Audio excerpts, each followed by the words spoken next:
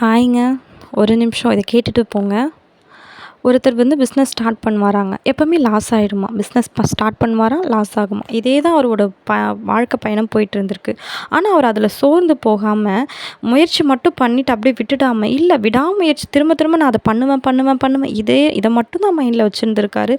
இத நோக்கி மட்டுமே ஓடிட்டு இருந்திருக்காரு. ஒரு நாள் அந்த பிஸ்னஸ்ல லாஸ் ஆயி உட்காரும்பொழுது எல்லாரும் கேவலமா பேசியிருக்காங்க. இல்ல அப்படின்னு சொல்லி திரும்பவும் அவர் ஒரு பிஸ்னஸ் பண்ணி, அதில பெரிய அளவுக்கு வெற்றி அடைஞ்சு, இவர பேசுனாங்க பார்த்தீங்களா?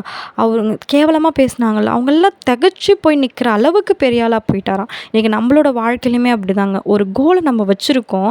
அத நோக்கி போகும்பொழுது, சில வார்த்தைகள்லாம் வந்துச்சுன்னா, ஏளனமான வார்த்தைகள் வரும்போது நம்ம சோர்ந்து போய் உட்காந்துர்றோம். அது மட்டும் கூடாது. முயற்சி எல்லாராலயும் பண்ண முடியும். ஆனா விடாமுயற்சி அந்த கோல போய் தொடணும்னு நெனைக்கிறவங்களால மட்டும் தான் முடியும். முயற்சி மட்டும் பண்ணாதீங்க. விடாமுயற்சியோட ஓடுங்க. Have a nice day.